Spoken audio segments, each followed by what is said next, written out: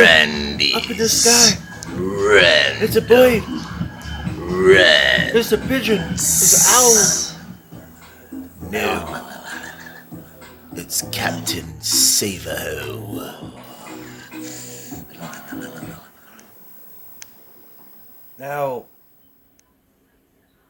I'm just gonna ask you, doesn't this mean that mostly everybody that you know that thinks that they're smart are really just a bunch of idiots in one way or the other?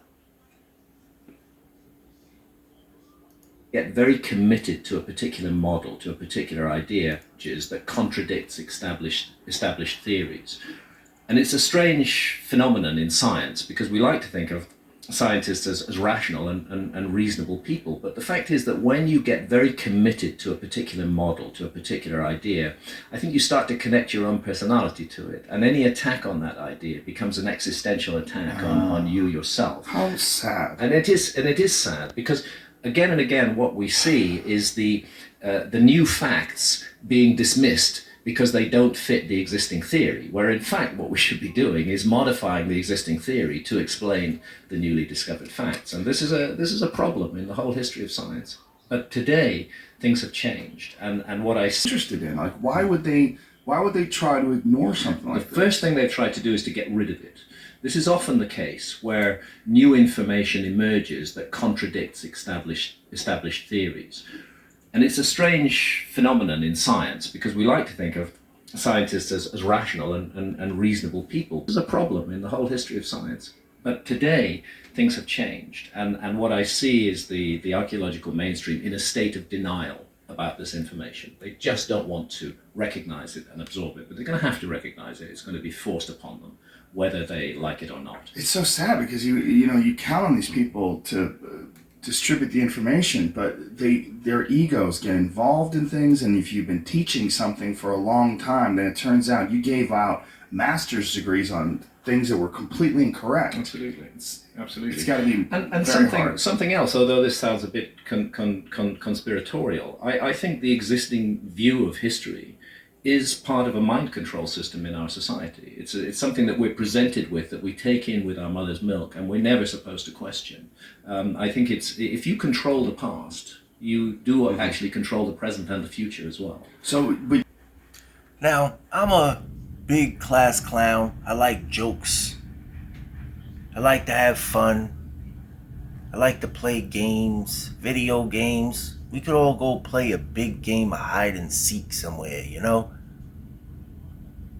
But, check this out.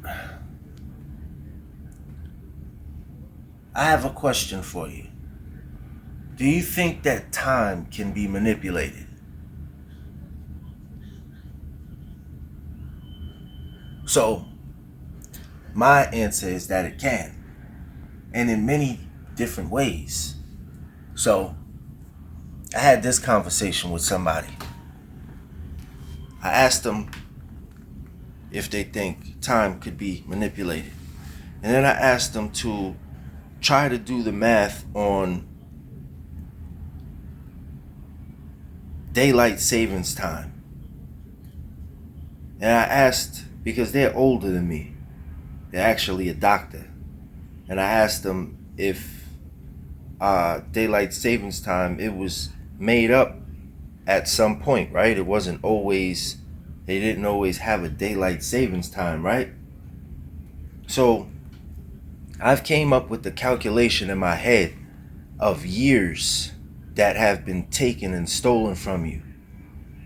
If you stop at a stoplight, stop sign, yield, all of them, all of the whatever it is, and then you add one of them up or add all of them up, every single time you did it, how many weeks or months or years do you think that you would be sitting in place if you had to sit in place for all of those minutes and seconds that you stopped at a stoplight? So this, what I'm about to explain, is almost like 3-card Monte. For whoever doesn't know what 3-card Monte is, that's the game with the 3 cups, and you gotta try to figure out which cup has the bowl or the coin under it, or you got the 3 cards and they're flipping the cards and you gotta pick which card it was, that whatever one it was that you saw or picked or whatever, right? 3-card Monte. So you implement this thing, a structure, to put time forward and then back. So it seems like you're giving time back after you take an hour and then you give it back. So every year you're putting time back and putting it back forward again. So you're getting an hour took from your day, right? Now, I said add up all of those hours and tell me how long it would be. And this is a doctor. He said, well, that would be about, it started in such and such, 19, blah, blah, blah. And if it's, I'm thinking about 32 years, I forgot. So he's like, it would be about 32 hours. Be about 32 hours, something like that. Or maybe 40 something.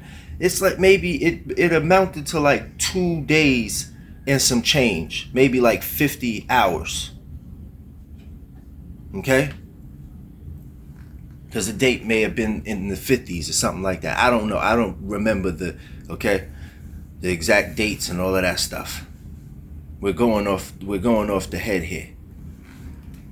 So I hope I got you guys gripping onto your seats, snapping your seat belts. So he's like, yeah, about 50 years.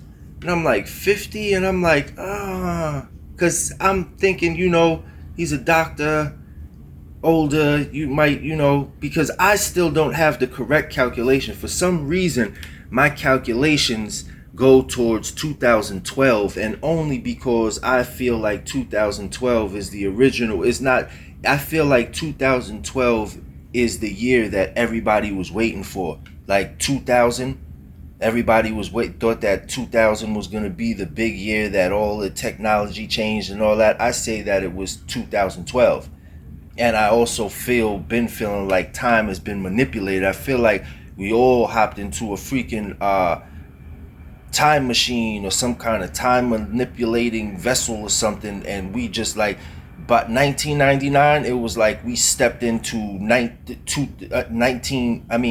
when it hit 1999, it seemed like we stepped into like 2017 in a year. That's what it seemed like. So 12 years, it's about accurate to me, but I'm not a mathematical genius. But anyway, back to what I was saying. He says 50 years. So I thought about it. I'm like, maybe. And then I'm like, no. Because wouldn't that mean, think about this. You're not adding up an hour for each year. You're adding up each day and every hour and every week that you put the time back. You're not adding up the years of the hour. Do you understand what I'm saying? You're adding up all of those days of hours for all of those years on top of the years. You understand? It's like you gotta add up the hours, the days, and then the time of the years, how many days and weeks pass of the years that hour has been taken from you since it's been implemented. Okay? So if you take all of those minutes and hours, okay, and you add it up, right? Or if you break it down and you take an hour and you're going through time with an hour taken from you, and then they put the hour back. It's like, okay, we're going to put the hour back. You can't get the hours back that they took. You can't get those hours are already gone. It doesn't matter if I give you if I give you $5 today, and then I take 2 tomorrow, and then a year goes by, and then I give you your $2 back, tell me where the fuck you're at. Does that make sense? That's time manipulation. And that's just one. There's many other ways that your time has been manipulated. Time is not even accurate. You got different calendars. Gregorian. You got the Chinese calendar, the Chinese New Year. How you got different New Years? I don't care if you're on one side of the world or whatever. Like, time manipulation.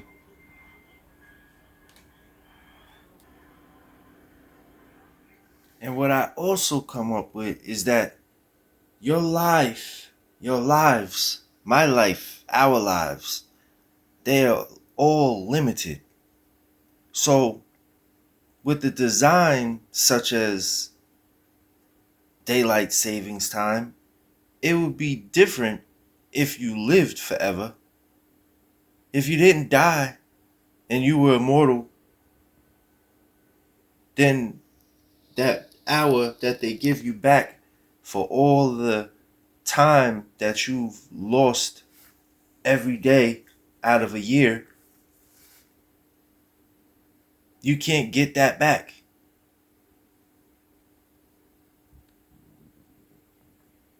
The results of that equation would be totally different. The results would be totally different if everybody lived forever and didn't die.